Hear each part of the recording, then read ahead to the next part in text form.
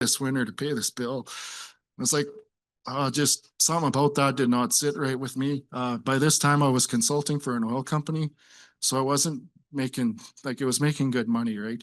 You fast forward and my brother comes back to the picture and he wants to farm, and okay, well, how are we going to do this?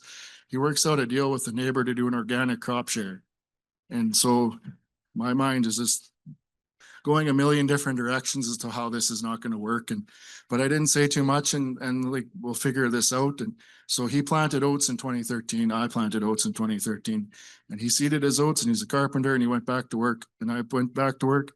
My oats got everything it was supposed to get, then a little extra, because you can't have enough, is what I believed at that point. Then you fast forward to the end of the year, and the dust settles, and there's about a 10 bushel difference in the crops. And I'm sitting there, and I helped him combine, so there is no fluff here. And it's just like, well, that's really odd. And like, I'm eating some humble pie, and you're not going to tell your younger brother that you were wrong, because that's just not the way you do things. Like, I still haven't told him he was right. But anyway, as we go, it's like, oh Lord, what are we doing? And he says, about 3 days after harvest, he says, I think I'm going to sell some oats. I'm like, oh, right on. You should do that. Good. Picks up the phone. Yeah, sold my oats. One phone call. Oats are gone the night. Like 2 days later, bins are empty. He's happy. Oh, that's great. And like 2013 was a very productive year for a lot of people. So there was a glut of grain. I'm like, I should sell my oats. So I picked up the phone. And at that point, my marketing plan was call the elevator and grumble at the manager and then take the price he gave me. And so I picked up the phone and, hey, I'd like to sell some oats. Oh, wouldn't you just, Rob? I said, well, that's why I phoned you. And he's like, yeah, well, you can maybe haul them in March. And I'm like, oh, okay. And he's like, but you have to contract them today to get that spot, and you're going to sell them we're going to give you like 2.25. And at that point, my brain just kind of started to malfunction. And I'm like, okay, well, that's good. I'm going to have to do something different. And so that really dove me into like, well, how is this possible? Like, where did these oats come from? Like how did they grow? Like, I knew I knew nothing about soil function. I thought you put it in the ground and it grew, and you put the fertilizer in and it fed it. And it was all sunshine and roses. And there it was, and it wasn't. So I changed willingly, I guess. I wasn't, some people are forced to change for financial reasonings or whatever. I was more or less seeing writing on the wall and thinking like, this is just, it's just not for me. The picture there right there in the cover crop, some of those people are in the crowd. That's my lovely group of neighbors. I wouldn't be here today without them. We do a lot together back and forth. And in 2013, we all started talking about this. They were all doing a lot of really neat things and a lot of innovative things on their own operations. And we just kind of came together to learn about soil health, and the learning curve it just sped everything right up, because I was trying one thing and this operation was trying another thing and this operation was trying something different. And we just collaborated and talked about it. It's growing since. There's a few more neighbors that have, kind of drank the Kool-Aid, so to speak, and have joined us. So in 2015, we went down to Gabe Brown's ranch, and in 2016, we went over and visited with the late and great Neil Dennis. So I'm really big on inputting management versus a bought Band-Aid. And I'm not against buying a Band-Aid to fix a problem, but I really want to try and drill down and figure out what the cause of this is and how can we come up with a solution that is like, if I can do something differently to cause a different outcome, that's what I'm after. I don't necessarily want to be going down and saying, yeah, fill the truck up with X, Y, and Z product. So when we start inputting management and thought, we can really start to drive production and profitability and the quality of life in a slightly different way. I've got in here that good marketing can increase your bottom line by 30%. And I can very confidently tell you that that's very easily done.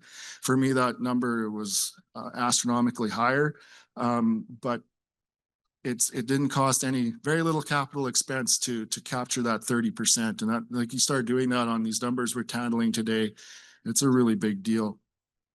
So, and then the other thing here, like having an adaptive management style. So, plan A is this, but Mother Nature's got this in mind. And if you can adapt and pivot, I truly believe that your return on investment there, the sky's the limit for what's available, what's possible. So I also wanted to touch on that we can be incredibly productive and not make any profit, break even, or even lose money. Even at today's livestock prices, you might think, well, that's just foolish. It's the highest it's ever been. I'm very fortunate to talk to a lot of people all over, all over Western Canada. And a friend of mine called me up this spring. He's like, I got 7 weight steers. I'm taking them to 1,000. I said, oh, all right. He's like, $4 a pound, Rob. How can you go wrong? I said, well, what's your 7 weight worth today? And he's like, well, 30, like, I don't know, 36, 3,700 maybe.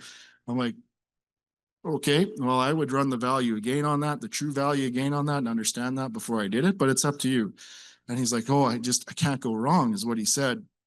And fast forward to a conversation like 5 months later, and I foolishly forgot it or just brought it up and said, so how, how did you do? Like, how do those steers turn out? And it's just a grumble. Well, I I could have sold them that week and the market was up and they were like $3,800. So I put on 300 pounds and I put it all on for like $200. I'm like, no, that, and he's like, I had to buy feed to do it. So the steers did well, they gained well, but realistically, he made no money by putting those extra weight on. Yorkton auction sale, you look at the report, there's steers 100 pounds heavier than their brothers that sold for $200 less. It's a true thing. I'm not making it up. It's real numbers. I can show you on my computer after, but it's it's just really understanding being productive and being profitable. So the soil health principles, I'm sure you've all seen this in the past, but I just want to touch on them because they're part of the principles that we use to make our decisions. So the context, and I know, Tom, some people just don't like that word context. And so another way that I like to look at it is Bud Williams said, know and understand yourself and abide by that. And so that's kind of what I put in there. So, if you're not going to do something, don't even think about doing it, and don't try to do that, because if you don't want to do it, it's not going to work out well. Living root as long as possible, keeping that soil armored, minimal disturbance, both mechanically and chemistry wise, livestock integration, and integrating diversity as much as possible. So when you start combining these principles from soil health and good marketing and holistic management and ranching for profit, start pulling these things together, all of a sudden you're pouring gas on the fire. And you can see that pot there. Like that, to me, I walked into the kitchen one day and my mother she's making salsa, and it was kind of neat. I said, Mom, do you have a recipe for that? And she said, yeah. Did you follow it? No, not at all. And did you measure anything? Because I'm looking at the impeccable amount of product in that, and it's just simmering there. And she said, I didn't measure anything. And I'm like, well, how did you know the pot's not going to run over? Like, my God, like, wow, you couldn't have timed that any better. And she just calmly looked at me and she says, I just adjusted the heat. And I was like, oh. But anyway, I think that that pot says a lot about what we have the ability to do. I mean, life is always pretty full, so we want to be making the best of that, I guess. So, I spoke to it a bit, but this good management, we can have increased forage. And that's really what led me to sell by marketing, was having an increase in carrying capacity. I don't know, in a time I did it, cow-calf pairs were not as profitable as they are today. What am I going to stock my grass with? How am I going to harvest that grass to make me the most money? So having that marketing plan in place is so important. We try to look at the whole picture best we can, which is going to be a little counterintuitive to some people's thoughts, where they just want you to single it all out. And we do single it out, and then we combine them, if that makes any sense. But we're trying to look at the whole picture. We don't want to just be, well, if I grow just grain, it's, grain by itself is, cattle by themselves it's okay. But boy, if I could combine the two, look at the value I can generate per acre. And so I just really want to stress that I really believe we need to have a good business plan and a good grazing plan at the same time. So how do we do this? We try to do this through stacking enterprises. to improve that bottom line. So we can be grazing in front of a cash crop on a biannual blend. I mean, that's just where your adaptive management needs to be factored into all of this. Grazing a cash after a cash crop on a relay cover crop. That's probably one of my favorite things to do. Residue grazing with dry cows on chaff piles or swaths. You know, I put on here, these principles or practices can generate easily between $70 to $100 in feed savings. And that's a low estimate. I'm not worried about that one at all. It's an unintended consequences as we started to build resilience in our operation in a couple of different ways that we never even really thought about. Our perennial acres, all of a sudden you pull them off, you know, fairly soon after harvest, and they're resting through that fall period, and then they're setting themselves up for winter, and it worked really well. And you start to see that pay off in the following spring and the following year. We started to see massive feed savings where we're not feeding cattle nearly as long, and we're running more cattle and not feeding as much. I mean, that's just a recipe for success. I mean, it's not all. I'm not up here to tell you I'm a unicorn. I really want to emphasize that things do go wrong, and we do have wrecks. We just got to roll with it. So on this picture here, what generated more grazing or more dollars per acre? The cash crop is yellow mustard, and then I did a relay crop there with the brassicas underneath. So the herbicides lined up. So I had herbicide control. I had a clean field of mustard. I was happy with that, and and then I still had some grazing left over for some sort of animals. So the yellow mustard that year around about 12 bushels an acre, and that's just what it was. It was sold at the price on the contract is 30. It worked back to $30 a bushel, so it gives us a revenue of $360 an acre. So that by itself doesn't really excite me too much. The grazing, I got 22 pair days per acre, and so I have 1050 profit there after a grazing fee was custom grazing fee was removed from that. So how do I come up with this number of 1050? The winter before, cull cows were extremely undervalued, so I bought in a bunch of cull cows and put them out on feed. And then lo and behold, about 20% of them calved. And so those pairs that they appreciated in value for every day that I own them, they appreciated by $13.50. So that was a great trade. My wife tells me I need to let that one be a memory and not try and do it again, but we'll see what the market tells us. Anyway, at the end of the day, I look at that combined revenue, and it's $591 an acre. And so that's all right. I do like to try and have a higher gross value per acre. I'm not going to lie, and I'm not greedy. I don't think I'm being greedy. I sleep very well at night. But if you compare that to canola, and why do I use canola as my comparison? Because everybody else uses canola as the king of all comparisons. That's apparently going to be your most profitable crop.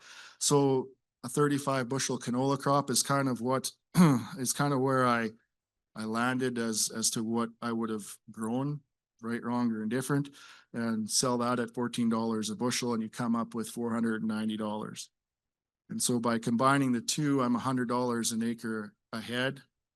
And we all know, or maybe some of you guys don't know what the cost of growing canola is, but it is a lot higher than growing mustard or any other crop as far as that goes. So the bottom line, it really matters, right? So if you take that, just to kind of break it down, to add a little bit more confusion to the price relationship comparison, if you take that 400 or that $591 of gross revenue that I produced on that acre, and you divided it by a $14 a bushel canola, it worked back to growing a 42 bushel canola crop. So I'm happy like that. To me, that's some of the best canola I've ever grown. I mean, you can grow more canola, but how you get there to me is it's just not what I want to be doing. So that bottom line really does matter. And then the next fun point that unfortunately I get to share with you is that time matters. And in so many different ways, obviously, but the time to turnover is very important to me. So due to that fact, the livestock revenue actually, I'll call that the win, even though it's less money, because that livestock has been sold, turned over, bought something back, and turned again. versus the mustard, which is contracted, supposed to be picked up and still sitting in the bin. So take a deep breath here. It's all good. I'm not driving to Winnipeg after this. I promised the broker I wasn't going to do that. So anyways, livestock is one of our major tools for nutrient cycling, weed control, fertility, and converting sunshine into dollars. So here's just a few examples of some things that we're doing to build soil and making money at the same time. We have to do both. You can't do one or the other. It has to be both. So the picture with the quad there, that's just some relatively intensive grazing with a group of breeder type heifers that they've appreciated per day about $5 a head in a blended value with the opens and the breds. And so I'm in that picture, we're harvesting 150 animal days per acre. So 1 acre, that's works out, it fed 150 heifers for the day. You times that by 5 and you're looking at $750. So that gets my boots on in the morning. That gets me excited. I like to look for those higher value trades for a lot of reasons. And you've just built in a bigger margin to absorb some market fluctuation. And we're building soil at the same time. And I look at that, and there's a to don't list kind of train of thought out there. And I'm looking at all the things that I'm not doing. I'm not seeding that. I'm not spraying that. I'm not combining that. I'm just going out and moving cattle. And that's all I'm doing to harvest that. It's a lower risk model in my humble opinion. The picture in the center is just a picture of our relay crop after combining some profitable oats. You can see there's a line right there. We actually grazed some of these relays twice this fall just because the moisture has been so good. We've gotten a lot of growth. So combined that, left it for a couple of weeks, and then we brought in a group of cows and rotated them through. And then the final picture there is just some bred heifers out grazing on some pea stubble that had brassicas relay cropped with them. Combined the peas and left that sit for a couple of weeks to let those brassicas get going, and then threw out 70 bred heifers on that quarter for a month, and then pulled them off so I could do some perennial weed control after that. It was a great way to cycle nutrients and build soil and make money. Just another example of this is oats here with a relay crop of Italian ryegrass underneath it. So this is a very powerful picture in my mind. These pictures do not come from my operation. I'm on a few different group chats, and one lady was looking for winter triticale seed and in Saskatchewan, and I'm like, oh, I'm your guy. How much do you need? And she's like, 500 pounds. I'm like, oh, okay. And it's like, I know it's a pain in the butt, but I'm trying to get my father-in-law to see that we can do some of these practices and not have a huge negative impact on everything else. And I'm like, oh no, you don't have to explain anything to me. I can do that. I'll bag it up for you. So I bagged it up, threw it in the back of the Kia, took it to Saskatoon and delivered it to her sister-in-law. And then they got this and they put it in seeded it at the same time as their spring durum. They added 10 pounds of winter trit to it. So she was trying to drive change. And to me, it really highlights what, her father-in-law is now looking at this way differently. He looks at this, it's a big mind shift. It's a big mindset shift, and it's a very small management adjustment. And all of a sudden she's rebuilding soil. I mean, it's very obvious which one we want to have on our fields. Cost her next to nothing. And she's extended the living root on that field by 65 days this year. So it cost her maybe $1 an acre. This is what that kind of can look like in a larger field application. That's just some oats that we combined with winter trit seeded at the same time underneath. We like to utilize chaff piles. This is what they look like before the snow, and this is what they look like after. Here's just another example of a different mix. And to me, that looks like a TMR ready to go out, but that's just what was left behind the combine. So it worked out really well. It can work out really well.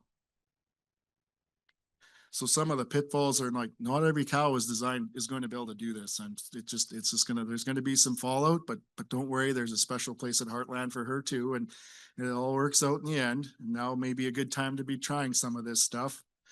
Large amounts of snow. We've been kind of had some winters where all of a sudden we get a foot or 2 feet of snow, and they can graze through a lot of snow, but then all of a sudden it warms up and freezes and warms up and freezes, and then you've trapped all that feed underneath the snow. So it's just something to be mindful of. It fits well with like a spring or April, May calving herd. Not so much on a January calving herd. It doesn't seem to work. It's kind of funny how that lines up. It's going to limit your fall burn-offs as well. If you've got a perennial weed problem, you probably don't want to drop chaff on those fields. So we do a lot of targeted grazing, and we try to do a lot of strategic winter feeding. Excuse me, the cow there walking away from the water headed back to the bales. There's about 250 cows on 3 acres with enough feed for 4 days. And so we're really going to try to impact that gravelly ridge, and then we're going to leave it. And it goes back into the grazing plan. And we'll try and impact that to generate production through the waste of the feeding process. The other picture there, the summer picture, we're just doing some intensive grazing, trying to stimulate some salinity areas, trying to get that to jumpstart and see if grazing could have a positive impact on all of that. So this is one of the main reasons why we do the targeted winter feeding. This was in a dry year, and so the pictures, it's kind of, you can somewhat see it right here is quite a bit less than here. And I don't have a lot of fancy data like Mike. If you guys haven't figured that out yet, I just go by observation, and sometimes it's not that great, but not that great a way of doing things. But anyway, you can see the difference. We had a summer student working for us, and I sent her out there to do some yield estimates. And I said, I don't care how long it takes you. I want you to do a really good job, because this is important data for us to make decisions moving forward. So try your best. And so she did. And she went out there and she's like, well, you're not going to believe this, but where you fed and where you didn't, there's a 3x times production. So 3 times the amount of production where those cows were fed versus where they were not fed. So that's, that. And then the other thing is, this is on rented land. So, which some people struggle with, but I'm like thinking as I'm farming that, I'm paying the rent on that. I'd really like that to produce a consistent product. So it's a number one reason why we do that. So building armor, this one here it's going to pay me back for years, and it'll pay the next generation back as well, I believe. Just, in that case, you've got a lot of forage, come in there with a higher density and lay it all flat and just leave it there and let it do its thing. It's a lot of fun. And as time goes on, we start to see this biological function starting to return to the land. I don't know how well you can see that, but that's all earthworm castings on top of the soil surface. So I don't like to lay down out there anymore. I'm just worried. No, just kidding. So integrating livestock onto other people's soil. So we have a great relationship with a neighbor and good friend, where we take livestock up to his place and we graze cover crops or aftermath or perennials or whatever. And we've been doing that since 2019. It's a really good thing, and all I can say to it is about how to make it work is we just make it work. We talk about things back and forth. We're both very, very, very like-minded and very both trying to achieve the same kind of things on our together. We have, we both see the win-win in it, and so from that there's not too much we can just figure it out. So sorry, that's as easy as or as about as much as I can explain that one. But it also demonstrates weed control with grazing management. So this was a drier year, and it was going to be a organic red clover seed field, and then that winter was hard on the clover, And I remember Dan phoning me and saying, so I got this sweet clover field and it didn't, or this red clover field, it didn't turn out like I had hoped. It's not looking very pretty. I either got to work it in, or would you be interested in bringing in? I don't even think he finished the sentence. And I said, yes, we will have cows there. You bet.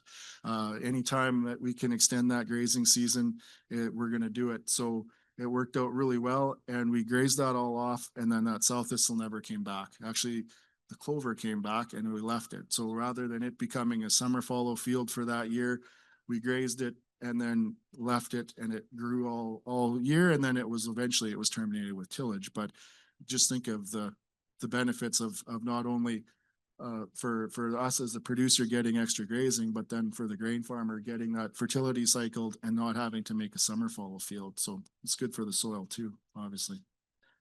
So we do like to utilize ultra high stock density grazing. We do that for nutrient cycling, weed control, trying to increase high rates of harvest efficiencies, and kickstarting soil biology all at the same time. Don't judge me. That's my toddler in the front seat. She's looking out the window, and that demonstrates about 500,000 pounds of live weight per acre. And this is a full grown, like 2,200 pound Simmental bull. It's not a low line Angus or anything like that. Just to kind of give you a little bit of context as to what we were grazing. So on that field, we did this in 2018, and we really ramped up the intensity. And I guess the fertility side of all this, what started it for me was Jim Garish said, if you have 50,000 pounds of live weight per acre of cattle, they're going to generate 50 pounds of nitrogen fertilizer. And I was like, oh, well, that seems like an easy thing to do. So then more obviously must be better. And so, in visiting with these people, the pioneers in this and how they did it. And so anyways, we're up to 1,000,000 pounds, and this is a few miles from home. And this was before I had backlash gates and all that fun stuff. And so move the cows, go do something, come back, move the cows 6 times a day. It's a lot of running back and forth. And I'm like, okay, is this really worth it? I better prove to myself that it is. So, this is what that looked like 20 to 30 minutes after. And so you fast forward a year, this was the difference. It was a very large difference. And so what I did was I split that field and I stopped doing the intensive, the high density grazing, and then I went to about 50,000 pounds of live weight per acre. We were very fortunate to become part of the General Mills regenerative pilot program there with Blaine and Michael and the folks at Understanding Ag. We're having a small field day at our place. They said, we'd like to see some animal impact. And I looked at that for a while, and I got those two things, and that changed my life. I'm like, oh, wow. One thing that's different is management. So then, if you know Blaine and Michael, you know what happens next. We've got to do some testing. Like, let's see what the difference is here. Let's dive into this. And I mean, we're all very excited. We're out there with shovels. You can see the line very clearly because it's not a straight line, and that's how I fence, just to drive my brother nuts. It's a very zigzaggy kind of, oh, we ended up here, good. And you could see the line, and these two soil samples were taken about 10 feet apart, back enough that we knew we were comfortably in the high density versus the low. And there was no point in cherry picking the data because it's just garbage in, garbage out. We're going through the effort of getting this. I really want to make sure that I'm making good, solid decisions and not telling myself a story. And so I'll just quickly touch on the difference here in the organic matter of 5.8 and 4.6. So it was a very large swing. I will also say that the conditions had to have been absolutely perfect. I have not been able to achieve that big of an impact since, but we do definitely see impacts from doing the ultra high density. So as time goes on, we start to see beetles starting to show up. And if you would have told me when I was 20 that I'd be super excited to look at dung beetles and cow manure, I probably would have disagreed with you. But anyway, this is the paddock. The picture here with the fresh pie, that is 12 hours after moving. And then the other picture here, that was about a week after moving. I was driving across the field in a quad. I'm like, what is going on here? And I hop off and I'm looking and I'm digging. I'm trying to figure out what this is, and then I realized, it's a cow pie, like it's manure. Yeah, I was a little excited. I'm pretty sure the neighbors heard me singing and doing my happy dance. But anyway, so just to touch on fertility a little bit, lower rates can actually be used as a biostimulant, and there is no right way or wrong way to do this or go about it. Adding a carbon source to your synthetic nitrogen, especially, is extremely efficient.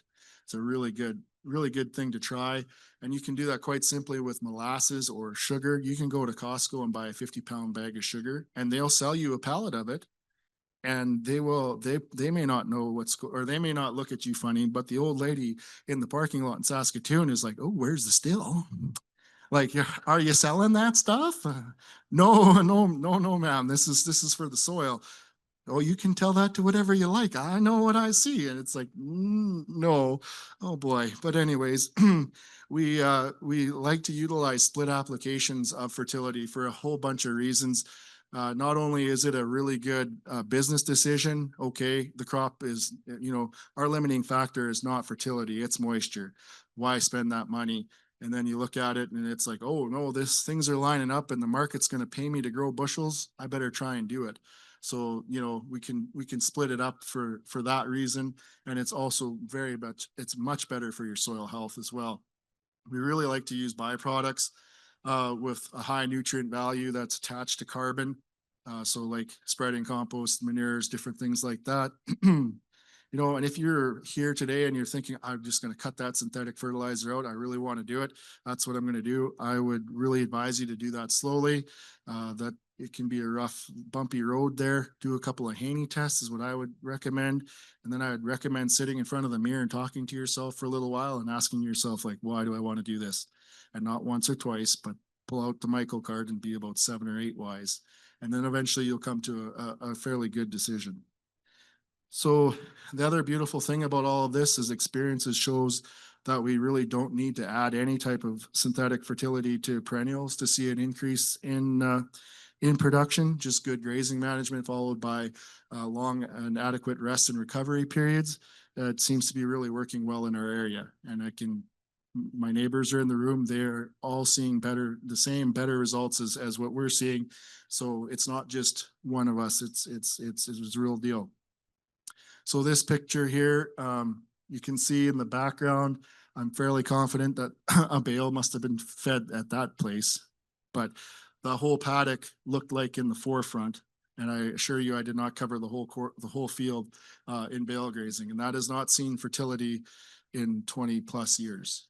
So it's just a slight shift in management, and away we go. So what's the difference here? It's kind of hard to see, but there's 0.92 tons of oats per acre on the one, and on the other side there it is 1.36. So the difference between that was 10 pounds of nitrogen. And same summer student had her out there doing this yield estimate for us.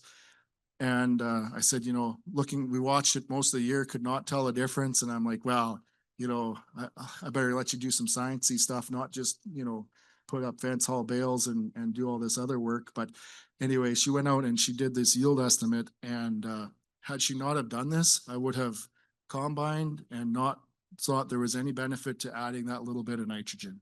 So that little bit of data she gathered right there for us completely paid for her wages for the whole year, as far as I was concerned. So I talk about on-farm composting and things. And so one of the reasons that we started doing the composting was to add value to the manure and to get a more consistent product out of the deal. And so we actually make a bedding pack for our cows just to turn into compost and spread across the landscape. So sometimes I question that whole theory, but currently that's what we're doing. And then when we background our calves, they're in a very, very large pen, like on a 5 or 8 acre pen. And then we'll clean up all the feed waste and we'll clean up everything and we'll put it into windrows and turn it into compost. So you we were seeing the long-term benefits before we really dived into all of this stuff of just using manure. And so one thing leads to another, and the next thing you know, we've got worms. And I did a presentation in Saskatoon or Regina last year, and this lady come up to me and she says, like, I'll explain our worm system first, I guess. It's very low key. There's a windrow of compost, and put the worms in there, covered them up, and then walked away. And the only reason I knew it worked is because the neighbor did that, and it worked for him, so it should work for me. And it was working in Manning, Alberta, so why not? So put those worms in there, covered them up, and that's it. Left them. They're on their own. They'll figure it out. And she said, the lady comes up to me. She said, "Aren't you worried about losing your worms?" I said, "No, my neighbors have lots of worms. I'll go get from them if I can't find these worms." And she's like, "You're not worried about them dying or doing like what?" And I'm like, "No, they're gonna do their thing, and then they're gonna do whatever they do. Like they go into the wild. Doesn't matter." And she's like, "Oh, I think you should be taking better care of your worms." And I'm like, "Oh, sweetheart, I think this is the end of the conversation, because I just, it doesn't make any sense to me. I just get out of the way and let it do its thing." So this is just a picture here, and this beauty here, that's a compost turner that we built on the farm. And for those in the crowd that grew up with a John Deere 7721 pull type, that's where that pole come from, off the old parts combine. I'll prefix all of this by saying we helped by buying the material and holding the material and doing some welding. All of this design came out of out of fabricating mechanic wizard buddy of mine head. Like, nothing was drawn out. He's like, "Okay, I know what you want to build." And he's from Germany, and he's quite the character. And he's like, "Yep, let's get at it." So away we go. And it works. We did the flighting. The flighting on the auger was actually cut on a table. One of my uncles worked for Morris Industries for like ever, and so he went and cut me all these fingers and the gussets to bolt them to, and it worked. He welded it all up in the shop, balanced it by eye, and he takes the top and puts it on the bottom, and takes the outside and puts it on the inside. So it's really quite something to see. So just the pitfalls of doing compost is it's another job. It takes time. It's going to take a bit of time to get the hang of it all. We're at the point now where whoever's loading the spreader basically can load the spreader up, and we haul it out and windrow it with our manure spreader. We're at the point now that very little turning is actually required. We just get the knack of it. It becomes more of an art than a science. It takes a lot of acres to cover. It takes a lot of acres to cover any amount of products, sorry, to cover many acres. So with that being said, like, there are some products you can buy out there, and I think they're improving all the time. So, before diving into this, like what we have, you can always, buy something and try it and see if it's something you want to do before you go out and invest all this time and effort. So stretching the compost. So in 2017, excuse me, I came back from a Graham Sake workshop, 3 days, and something that we did as neighbors among always, like, "What did you learn? Like, what's your takeaway? Like, come on, what are we going to do?" And I was really, really, really excited about compost extract. I must have been excited enough to get the neighbors excited enough to decide, well, if we're going to talk about this, we better just either crap or get off the pot. So we, together, we kind of crowdfunded our first extracting machine. And so one guy brought a chem handler, somebody brought the electric pump, one person donated an old Aussie sprayer, and then I had like a whole whack of valves and plumbing laying around. So I brought that over, and together we built this thing, and we started to make our own extract. Since then, it has completely been revamped about 6 or 7 times. I don't know. Lots of times we do it in collaboration with our neighbor. It's a really good deal. It's set up right at his well house, and we're able to just produce a lot of product that we can then use as seed treatment. And we put that in. We both have liquid kits on our drills, and we're set up to make enough extract. We both can be seeding at the same time, and we're placing that extract rate in the seed row as we go. And something just to touch on, that I was at a field day, and Dr. Christine Jones said that, Canada, we are way behind on this. Like, there's countries that are using this almost to the edge of abuse, and like China was one that she mentioned, where they're really pushing the biostimulants to drive production. So it's not all smoke and mirrors. So some of the responses that we're seeing from these biostimulants, just lots of earthworm counts, lots of healthy, lots of worms, lots of activity, lots of root to shoot ratio is kind of more roots than shoots at the beginning, which is what we really like to see, really dirty, hairy roots, as you can see there. The interaction between the plants and the soil. So this picture is taken in October, at the end of October, and it's like, what's the big deal about that? This tree is green as it is in June. And this is where the magic happens. This is where the extracting process is taking place. You can see these tanks here, and there's the old Aussie sprayer in the back. And so that tree, we use it to like clean out screens. We bang it on the tree and you rinse it out. And then on occasion, like I would never do it, but somebody will leave a valve open or closed and then walk away and then have a flood. And so that tree sees an immense amount of biology, and it just stays green well into, like, everything else is dropped off. And for whatever reason, that tree is green as grass. So it's always kind of neat to see. And then one day it just drops its leaves and goes dormant. So here's a 1 year timeline on some soil. You could see this is a pea mustard intercrop, just a side profile. We're starting to see aggregation. You can still see plating going on. This is just a real close up of these brassica roots that I could see little drops on the end, so to speak, with the camera, which that's not supposed to be according to some of the experts, but that's what we were seeing. The next year it was seeded into oats that you've seen with that relay crop there. And you can see that the soil structure is starting to form and aggregation is really starting to take hold. And then you go to this field here, a couple more years down this journey. And here we are, and the aggregation is right from the top, and it's headed down. There's still plates and there's still different things, but it's really starting to move forwards.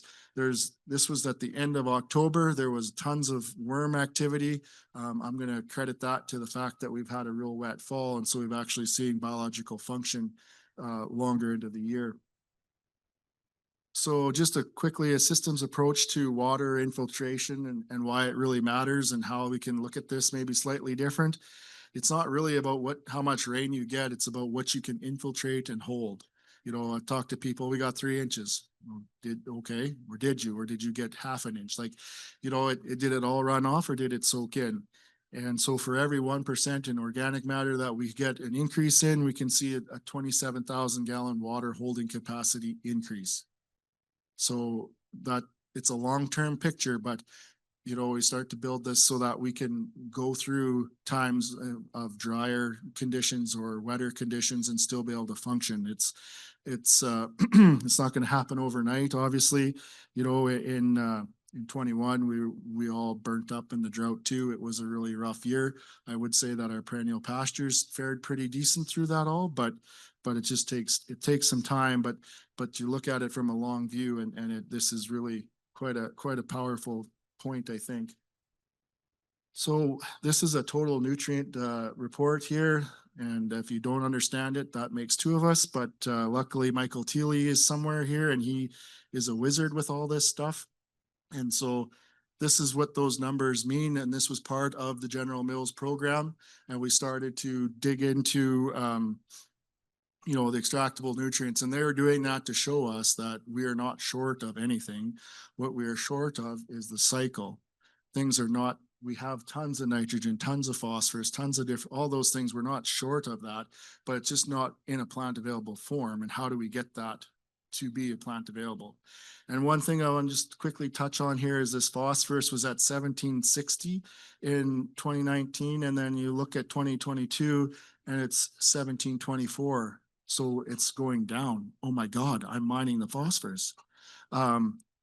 But what actually happened, I don't have it on this presentation, but my soil samples showed an increase in plant available phosphorus. And I had about 60 pounds of actually P available. And it was, so of course it's like, well, it's an error. So you get a different test done, and it was very, very similar. So it was really neat to see that.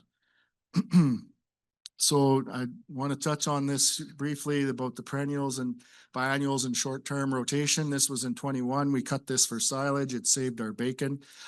It was really, really good feed. And then it was so dry. The plan was to take it out, but in 21, it's like, well, that would be foolish to take away grazing. What if we don't get rain next year? So we grazed what regrowth was there. And in 22, we did the same thing.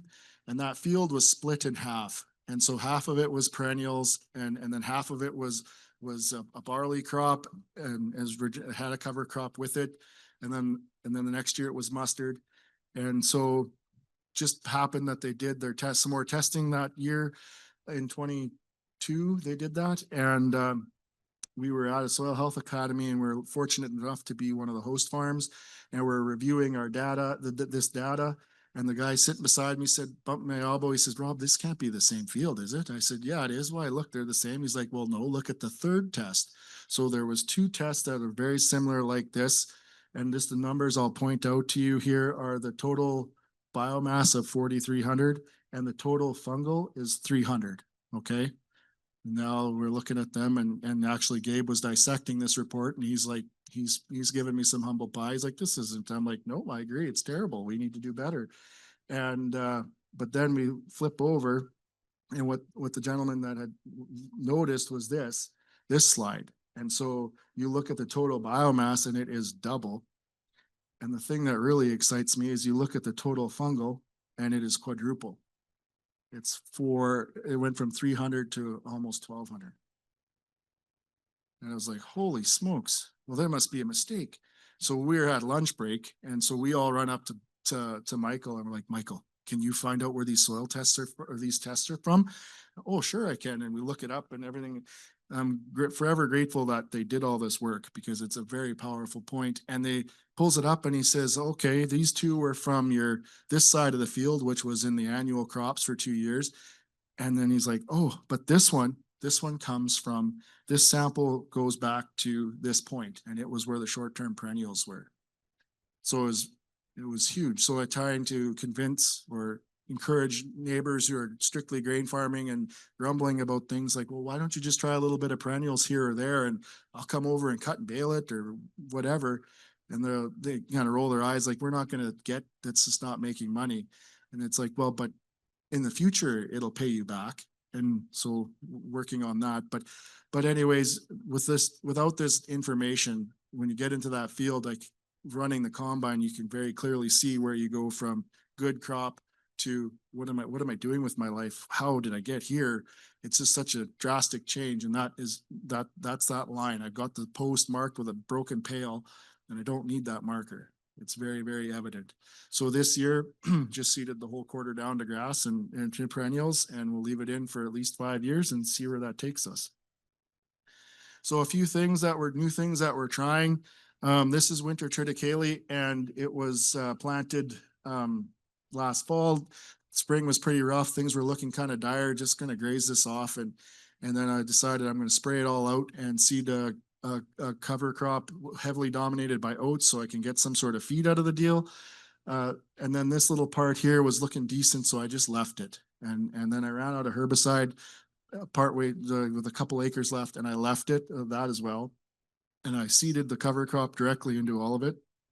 And we had just enough moisture to kind of keep everything going for the most part. But this side view here is of this picture, and you can just see that cover crop. Oh my. Sorry. This cover crop here growing right through that winter trit, and that got me really excited. I'm like, look at that. We've been trying to achieve this for a long time, and trying to figure out how to seed in between rows and do different things. And so I was going to set myself up to do that again, and then winter trit just didn't get seeded. So I ended up not doing the winter trit thing. I'm going to try it next year with a cash crop of barley, seed it really early. And then when everybody else is spraying, I'm going to go in and graze it off, and then come back in and seed a cover crop right into that, and then see what happens. And so, I'm not worried about what will happen. It's going to be on a small percentage of the acres, and I've got plan A, B, and C. If it doesn't work out, I'll graze it again and I'll be okay. Or I'll cut it for feed and graze regrowth. There's a few different options. I'm not relying on that cash crop necessarily to pay the bills. And so this is a drone. We had a we were thinking about buying a drone, found out there's a guy in the area that does some custom drone work. So got him to come out, and he's a forward thinking fellow as well. And so he was all up for allowing us to use compost extract as the base of the foliar feed. So we did use that with nutrition and got the drone to fly it on, and it worked really sweet. And it's super easy to make your check strips and do whatever. You just do it all on a computer screen, and then the drone flies away and puts it all on. And it was really neat to see. I think there's a lot of potential for drones with what we're doing, because you can also seed with them. So you go out and seed with them in front of the cows, and then come behind and trample that seed in if you want it. It's a possibility. So as I wrap up here, I'm going to kind of veer off from the whole thing of doing and look at a little bit bigger picture. Excuse me. So things that we can do for the future generation without anything to do with the farm. Implementing infinite banking has been something we started doing in 2019 is when when I heard the first podcast about it.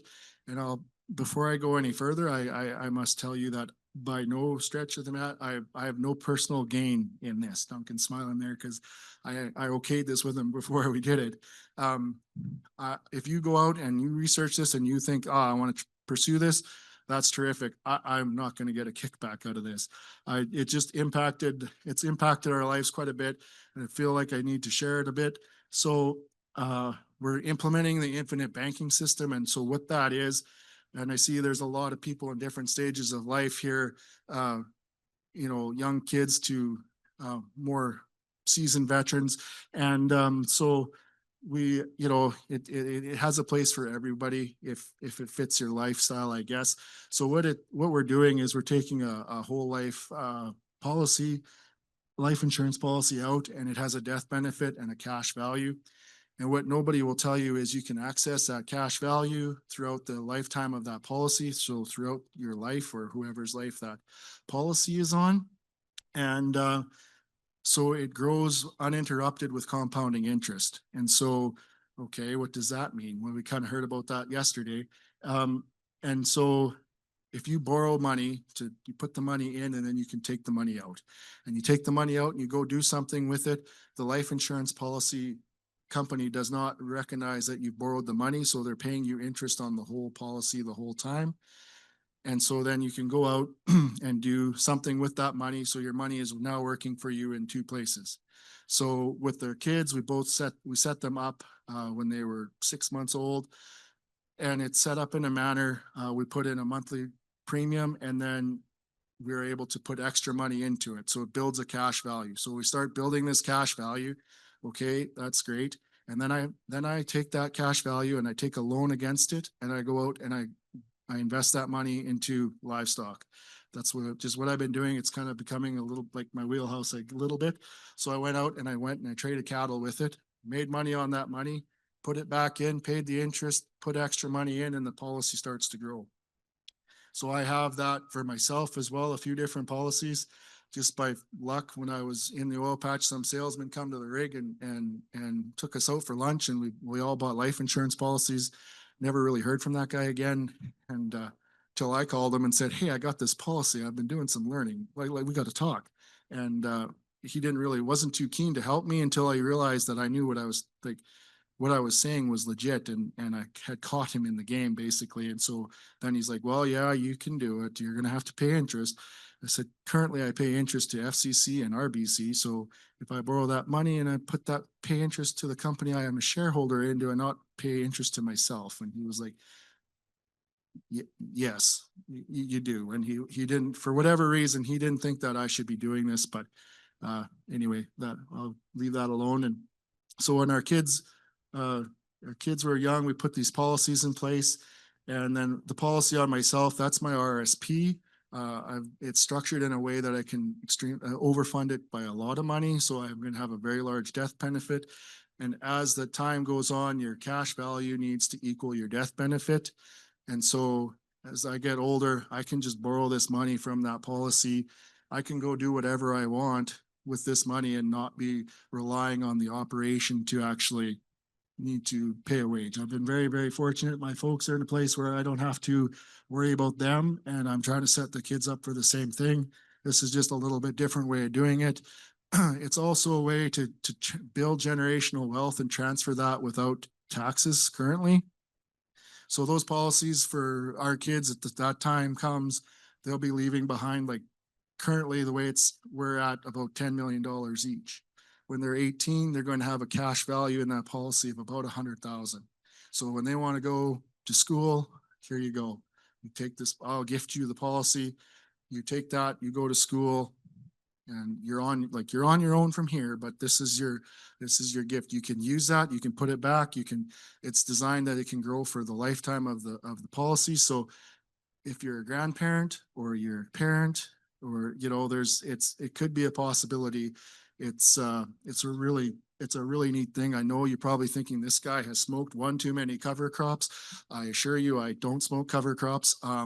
However, and it is a thing. If you're interested, just go online, go and Google farming without the bank or rancherway.com. There are a couple of resources that I lean on heavily, and I am doing this. I'm not trying to get you to go there and sign up for something that's not going to work, and it's not for everybody, and that's totally fine. So in conclusion, wrapping up here, we are constantly striving to improve every year, both to increase soil health, soil function, and to drive profitability and increase resilience in an ever-changing environment. Not only weather, also that orange man in a white house down south can really bugger things up in a hurry. So the markets are very volatile, and we're trying to work around all of that. And we're doing that not only for today, but for our future generations as well. And so I'll close out with a quote from Don Campbell, who has a lot of great quotes, I think. And if it doesn't work out, and you try something and it doesn't work out, he said, "Who cares? It does not matter. You can always go back to the way it was." Once you try something, you're not committed to it, and you are the expert on your place. So that decision's probably the right decision. So with that, I'll invite my neighbors up to come answer the questions, and I'm going to go back into the crowd now. So.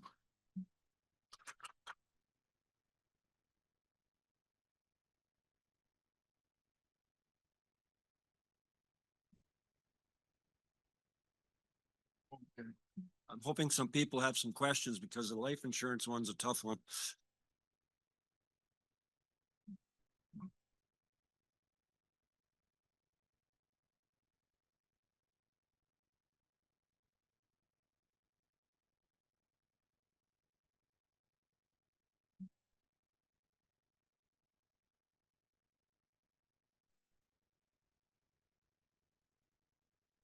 Didn't see a value on the soil benefit.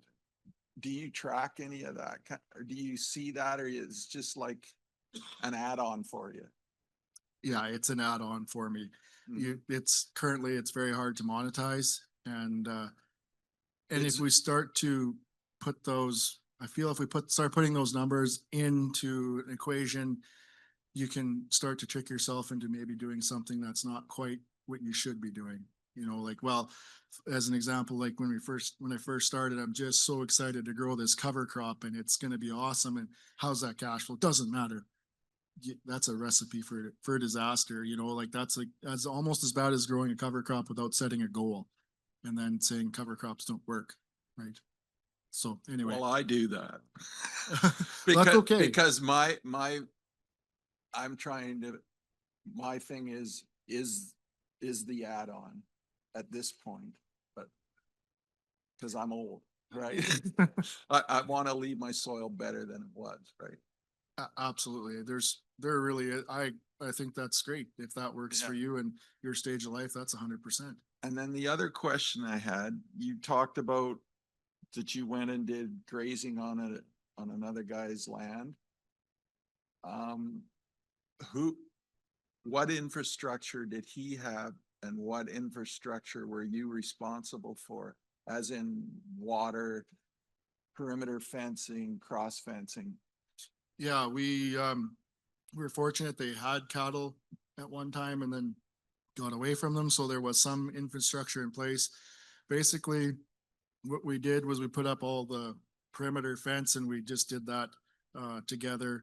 And he bought the wire and the posts, or I brought it and we traded it. It's kind of bartering back and forth a bit. But then as far as like the internal cross fencing at the beginning, that was all, we did all of that. Water, we're very fortunate that most time we're not pumping, like we're able to just utilize standing water. And then a couple times we had to use water, we brought over a trough and a pump or actually Dan had the pump. So it's kind of, I don't know how to explain it exactly. It's just working together, just trying to, okay, you got to do this. We need that. Oh, I have this. Oh, okay, I'll bring that. And away we go. And amongst our neighbors, we share all kinds of different things, whether it's corral panels, equipment, just back and forth. It's just kind of how we operate, I guess. You're very fortunate to have neighbors like that. Yeah, I 100% agree and know that. You bet. Thank you very much. It's fascinating to hear all the permutations and combinations you have when you have cattle and grazing. And if you were strictly a grain operation, then what are the pieces of what you have learned that would get you the most excited? Is that cattle is its whole other game. That's not an option for me. So in straight grain production, what are the key learnings for you? Yeah, it's, in that scenario, it'd be adding that living root and doing that with like a winter cereal in with your spring cereal. It's a really good, easy starting point. Your herbicides will line up if you're using herbicides, and you're able to kind of get your feet wet, and it's not a big capital investment. You do very little different other than adding the seed, mixing the seed together at some point, somehow that fits your operation. You'll start to see that cycle. Like as soon as you start feeding life, it's amazing what can happen. We just need to get out of the way. But from a grain perspective, that'd be probably the gateway drug into getting things going and trying that. And then the other thing that would be very would be something I would do would be ditch the fungicide seed treatments right away. I mean, I guess you have to weigh that on I don't know your soil at all, but that's where I would cut that and I would switch that to a biological system. Right, Chicken Louis. And I think you'd be happy with the results.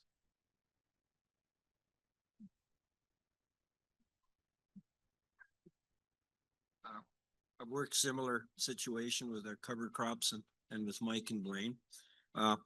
Could you answer, we've had 2 years of drought, a year of total flooding that you can't do anything. What effect does that have on the biology of your land? Because we've seen, I would say, a setback, but don't give up on what we're doing and start, just try rebuilding what you lost. What's your thoughts? You cut away my escape on that with the "it depends" line. I can't. That's a really good question. Yeah, like biology functions in the soil on the films of water in and around those soil aggregates, and so when we get dry, that starts to shut down, and then when we see extreme flooding, there's no oxygen in your soil, and it's pressed out, so that biology is suffering. Honestly, I would just keep going. And if you think you've left something on the table, like this is something that goes through my mind quite a bit. Am I leaving something on the table here? You just got to start to be honest with your comparisons. Don't pick your neighbors, like the field that everything lined up on. Go on the average of the area, and everybody is struggling a bit one way or the other. Whether or not they'll say that is another thing, and it doesn't really matter. But I think that's probably part of it. And yeah, I mean, as producers, we're just geared to go, and so we just got to keep going. Can't. There's no point in stopping. I mean, if our forefathers would have quit the first time wheat didn't work, where would we be? We're all here because of a tenacious work ethic and drive. So can't slow down.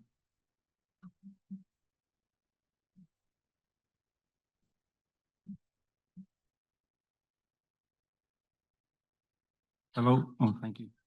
Not quite sure how to phrase the question, but it seems to me, and as I was talking to someone out in the trade show yesterday, as it put it to me that this conference and what you've been talking about, if you could put it into a few words, it's about the interface or two things working together, which is ecological sustainability and economic sustainability. And seems to me that's something that all of us everywhere, whether we live rural or we live urban, should be concerned about and very much interested in. And when I listen to you and others at this conference, I hear you not only talking about that, but I see how you're doing it. And that's very heartening, you know, for someone who used to live rural and now lives urban and who has kids who are all urban. And the reason I say that is because what you're doing matters to them, is going to matter to them, is important to them. But what I also hear you saying and others is that you're a minority. And people resist change. And you started off with your presentation saying you don't want to tell people what to do and you don't want to offend people, which suggests to me that there's a fairly large group of people out there who are farming or ranching and are not interested in the kind of regenerative agricultural practices you're talking about. So this is my question. It's all well and good. We're all here at this conference hearing this. Some of us for the first time, or all of us, I'm assuming, taking something away from what we're hearing. But who should someone else out there, I don't know who it would be, educational institutions, municipalities, departments of agriculture, be doing more? I don't know what that more would look like, but shouldn't they be doing more to at least make people aware of, if not aggressively promoting and supporting the kind of practices that kind of things you were doing on your farm or your farm ranch, whatever you call it. So I wonder if you have any thoughts about that, because it seems to me that what you are doing needs to use a phrase, taken to scale. Now, of course, it's all trial and error. Nobody's going to come along and say, hey, I like what you said earlier. Nobody should come along and say, we're going to tell you what to do. But somebody needs to come along and say, at scale, here are the options. Here are things you can do. As you put it, here are things you might think you should think about, and spend that time in front of the mirror. So anyways, do you have any thoughts about who it is that could be doing something so that there's more people are doing what you're doing? That's a great question. I wish it was later in the day I could have a drink and answer that. But anyway, it's I thank you for your comments and I understand where you're coming from. Just by the way things have kind of gone or worked out, there are more and more programs coming down the pipe, and not just government programs, but like Green Millers has a booth here. They have customers who are looking for things that are produced differently. It's starting to happen. There's companies that are trying to certify, that are not trying, they are certifying, farmers and how does that look?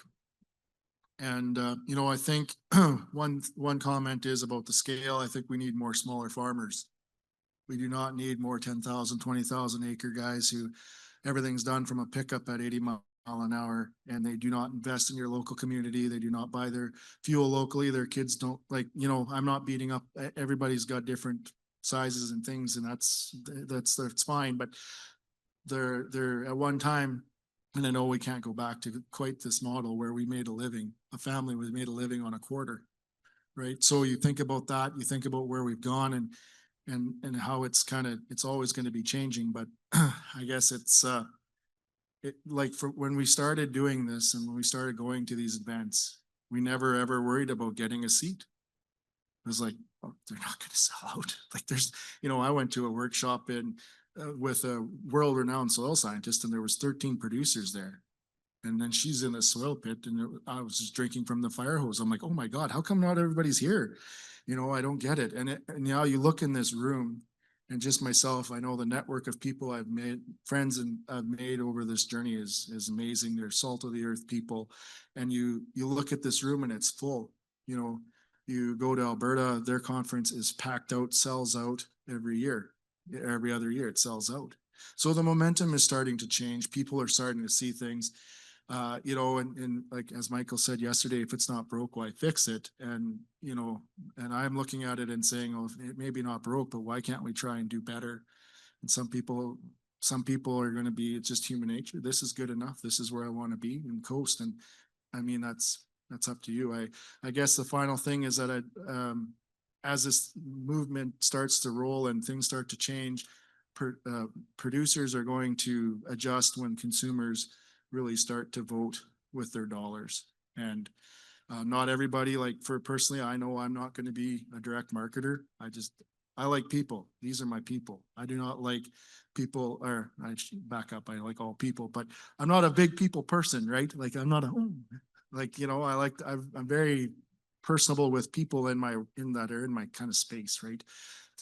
That takes a special type of person to bridge those gaps, and those people are coming forward, and I think we're just going to see it's going to take some time. And as far as getting it like regulated, I think that would be a very harsh reality. I can't see how that would work. There'd be so much pushback, and we don't have a political party with the gonads to really, you know, stand up and do that.